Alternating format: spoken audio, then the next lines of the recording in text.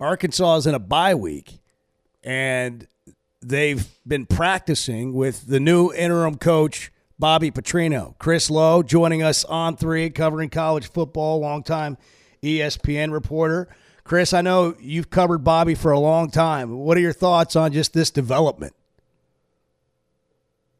Well, I'm probably like a lot of people, though. It's still sort of it's sort of surreal to think that Bobby's back, coaching, leading the team. I think it is for him too. I talked to Bobby, and he's grateful. And I think the word he used for me was he had a lot of unfinished business. He felt like the way he left the first time, he still regrets the way that all went down, his part in it, and just grateful to be back and have a chance to get this team back to being competitive again. That's the thing. He said, "Listen, there's all of us, coaches, players. We've got to do our part to get the Hogs back to where everybody in the state's proud of them, but when we're playing competitive football, playing together."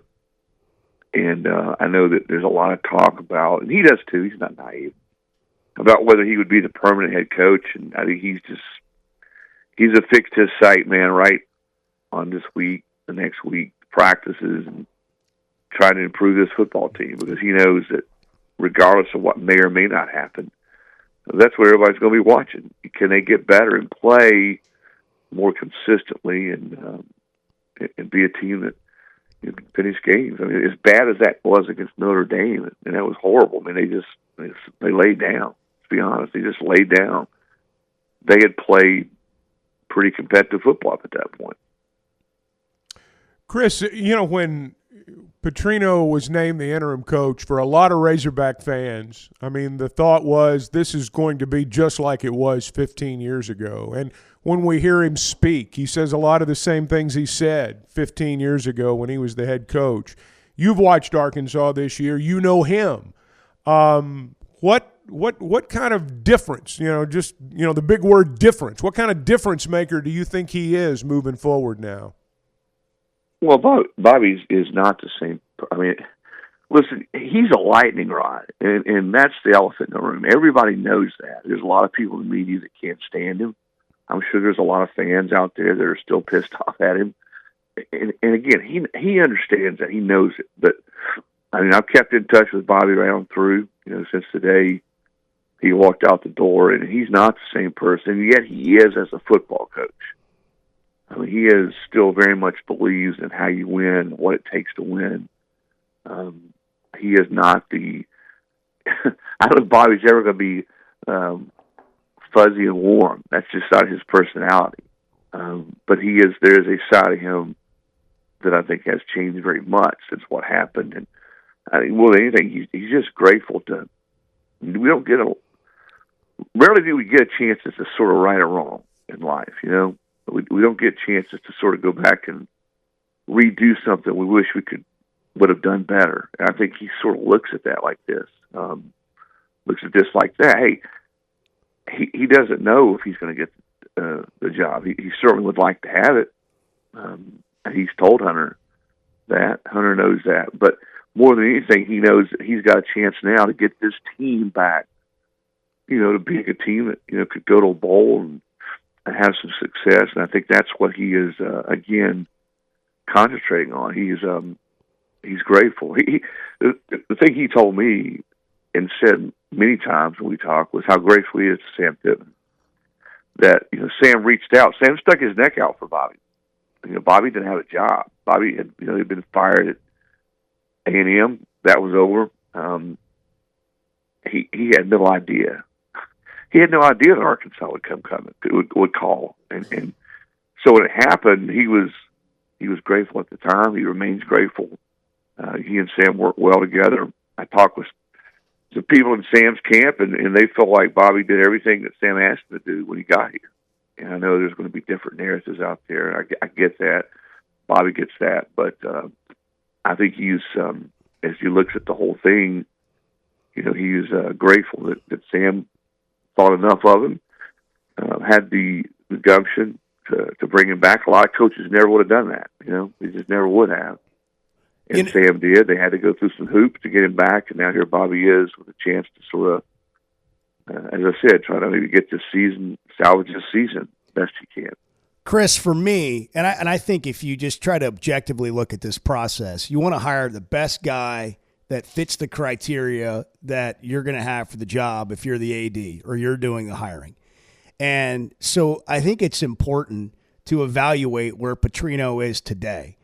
And we saw Ryan McGee's excellent piece, the E60 piece on Lane Kiffin, the many lives of Lane Kiffin and how his career went and the things that happened and, you know, who he was, what he was about, and not there wasn't even every detail of all the bad things in it, but you got the picture.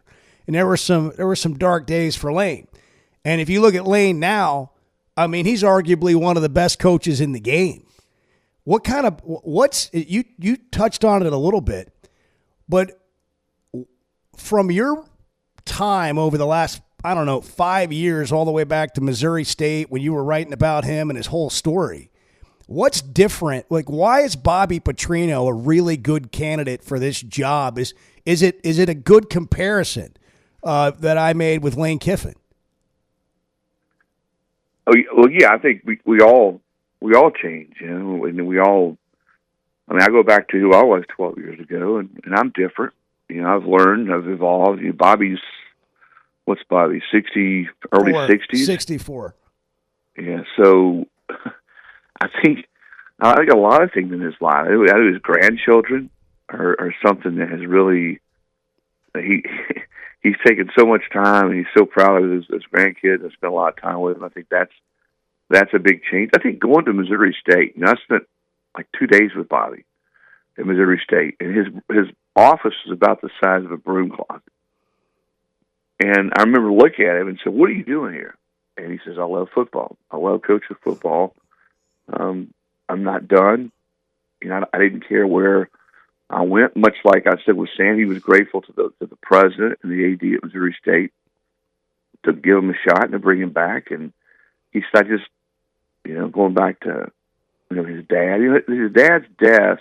He talked to me about this when he was at Louisville. Really impacted him in a very deep and adverse way. I don't think he recovered very well from that initially. And I think that you go back to the way it ended for him at Louisville. I think that was part of it.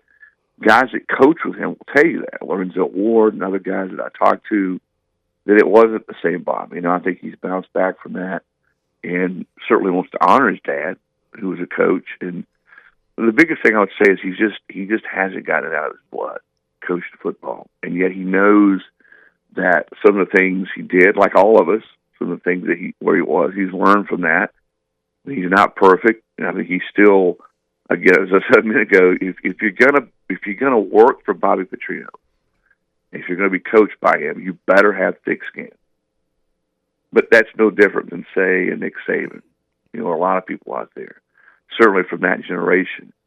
But I do think he's evolved, he's sort of lived, and he's learned, and he understands that everyone's watching. Everyone's going to be watching, and he's still going to be who he is as a football coach, but also think he stepped back as a person and said, all right, probably did cross the line there, probably didn't do these things or handle this situation. Certainly his exit, he'll tell you, he was very candid with me when I was with him at Missouri State, that was awful the way he handled it. And he's getting a second chance. And as I said again, he is very cognizant of what this chance means. Again, if it's just for, as he says, 9 weeks, or he does get a shot, you know, at the main job. I know he loves Arkansas. He's got a lot of close friends, Bo, as you know, that are still in Arkansas. He's got a lot of alliances with people who are heavy hitters there, who would love to see Bobby have the job. And, you know, what factor that plays in all this, I don't know, but I know his time there before the way it ended, he loved it and had that thing going. He told me that he hurt when it ended and he screwed it up, that it hurt him most because he knew how much he hurt others there, and that how proud everybody was of where they were as a football program and the way they had it going. He just felt like he let everybody down. And he said that's what hurt him the most. And then he said, listen, my family, is the one that hurt the most. They're the ones that I let down the most. And I think the way he felt like he could sort of go back and do what he could to make that right was to keep coaching football and try to do it at a level to where, you know, he could make everybody proud. And I think this is where he is now. It's going to be fascinating to see how it all shakes out, to see if he can get this team playing better football. Again, I think that's what's first and foremost on his plate, is to get this team playing better with more fire and more passion. And if he does, what happens from there? Well, everyone loves a redemption story. But in sports, for the redemption story to be complete, you have to win. And I thought your comments were interesting a minute ago, that he's still coaching the same way he did before, or at least it's the same blueprint. My understanding is the last couple of days on the practice field have been, you know, they've been the real deal. That's probably, I think, perhaps a misconception on people's part, that you can change personally, soften personally, realize that some of the mistakes, or realize and acknowledge the mistakes you've made personally, but you've still got to be the same guy professionally, because if he's not, this redemption story, there's not going to be any redemption. It's all contingent upon winning, don't you think? 1,000%. You know, and Bobby knows that. And listen, if you're bringing Bobby Petrino back to coach your football team, okay, you know what you're getting in Bobby Petrino, the coach. He is not going to just all of a sudden change and become that, quote, lovable, warm and fuzzy coaches or players coach. That's not who Bobby is as a football coach. You know, so if that's what you're expecting, whether you're the AD or the president, fans, media people, then you're sadly mistaken, because that's not who he is. And I talked to him just the other day. I knew they were going to get after him this week, in the off week. He felt like that's where they had to really check that box now, that these kids needed to see him as that guy who was going to push them to the very edge and challenge them. Everybody talked about, well, the first thing he did is he came in, cutthroat, got rid of the defensive staff. Well, guess what? That was going to happen.